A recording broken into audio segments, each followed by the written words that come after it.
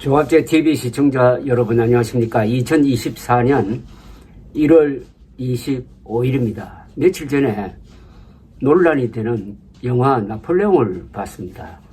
나폴레옹을 감독한 사람은 리들리 스콧 감독이죠.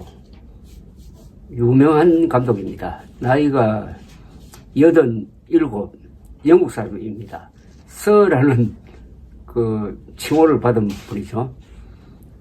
글래디에이트란 영화, 러셀 크로우가 나오는 금투사 영화를 만든 분입니다. 글래디에이트란 영화의 첫 10분은 로마군과 게르만족이 전투하는 장면인데 아마 영화 사상 그렇게 박진감 넘치는 씬은 별로 많지 않을 겁니다. 스필버그 감독의 라이언 일병 구하기의 시작 한 10분 내지 15분 노르만디 상륙작전의 실황과 비견되는 그런 장면을 만들었고, 글래디에이터는 뭐 상도 많이 받았고 흥행에서도 성공한 그런 명작이죠. 그런데 이분이 연세가 있어서 총기가 좀 흐려졌는지 그 뒤에 좀 졸작을 내고 있습니다.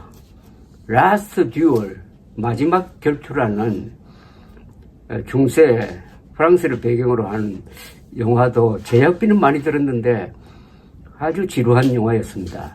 그런데 이번에 나온 이 나폴레옹이라는 영화는 일단 화제가 된 점에서는 성공을 했는데 흥행에서 그렇게 많이 돈을 벌지를 못하고 있는 영화입니다. 근데 이 영화는 딱 제가 보고 나서 느낌이, 이 영화는 나폴레옹과 프랑스 사람들에 대한 모독이라는 생각이 들고 아무리 뛰어난 감독이라도 이런 실수를 하는구나 하는 생각이 들었습니다. 재미를 위해서 역사를 조작한 면이 너무 눈에 띄었습니다. 그런데 또 다른 거장이 있죠. 82세의 마틴 스코세이지가 작년에 만든 4시간짜리 영화가 있습니다. Killers of the Flower Moon 이란 영화는 3시간 40분짜리 영화인데 긴장감에 넘치고 30분 만에 영화가 끝난 것 같은 그런 느낌이 들 정도의 속도감이 있습니다. 그래서 이 80을 넘은 두 감독이 이렇게 차이가 나는구나. 마틴 스코세이지의 예술성과 리들리 스콧의 좀 엉성한 구성을 보면서 비교를 하게 되었습니다. 그리고 또 하나, 역사 영화를 보면서 역사의 교훈을 배우지 않은 사람들은 바보라는 생각이 듭니다. 한국에 그런 경우가 많죠. 한국에서 무슨 광주 사태를 다루는 영화 등등 이런 게 나오면은 그게 사실인 줄 착각을 해가지고 그걸 가지고 이러쿵저러쿵 기사도 쓰고 토론도 하는데 그것 마침 헛된 경우가 없는 거죠. 영화와 역사는 그 본질이 다른 겁니다. 영화는 거짓말 아닙니까? 쇼 아닙니까? 그 본질이 꾸미는 것 아닙니까? 조작하는 거죠. 그러나 역사는 진실을 복원하는 겁니다. 원래 상황을 조작하게 되어 있는 영화를 보고 거기서 역사의 교훈을 배우자고 하는 사람은 이거는 좀 문제가 있고, 그런 주장을 하는 사람이 지식인이라면 그런 사람을 흔히 배운 무식자라고 그러죠.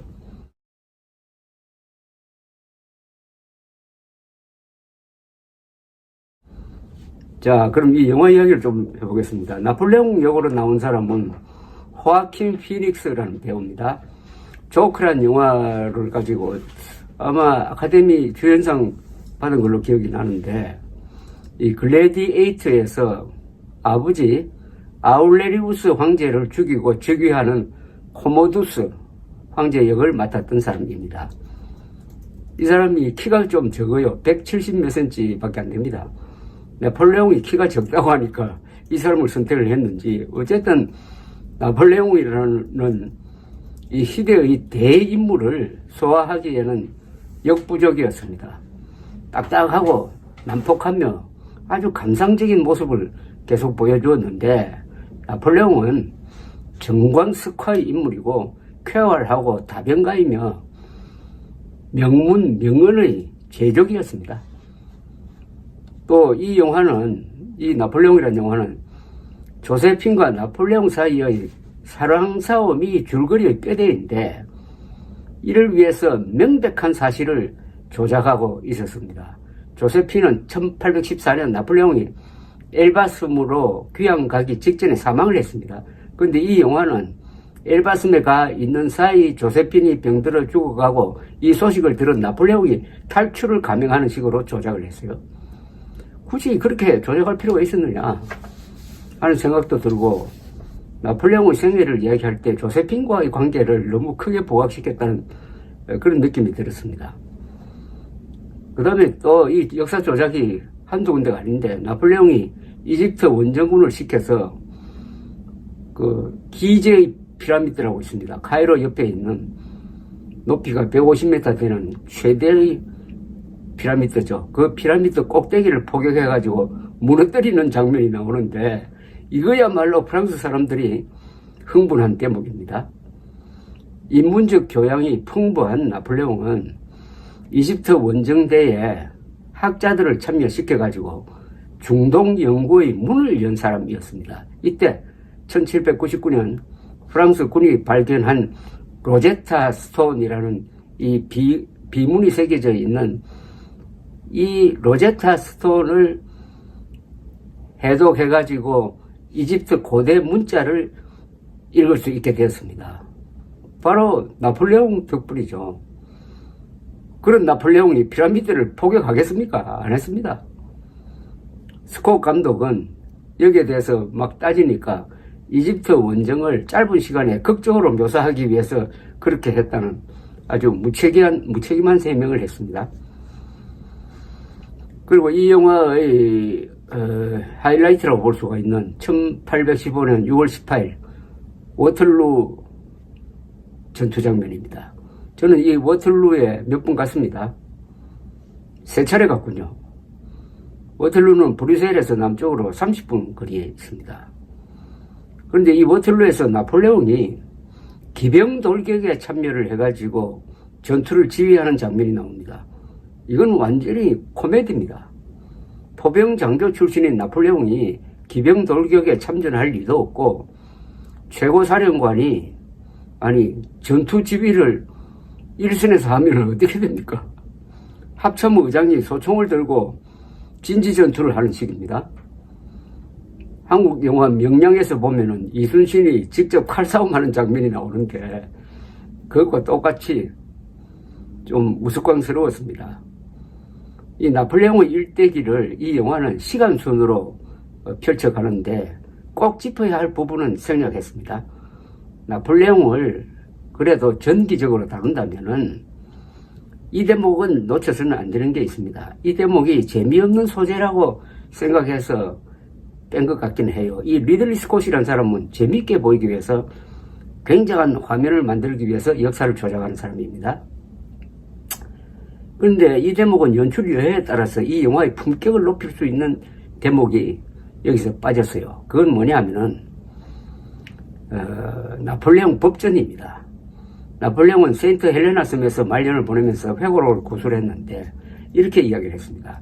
나는 워털루에서 지는 바람에 40회에 걸친 승리의 의미는 퇴색해버렸다.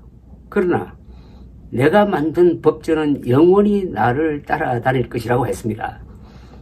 나폴레옹은 그 복잡한 민법을 집대성해가지고 하나로 만들었습니다. 이걸 나폴레옹 민법전 또는 나폴레옹 법전이라고 그러는데, 이게 유럽, 남미, 그리고 독일 일부지요. 그 다음에 독일을 통해서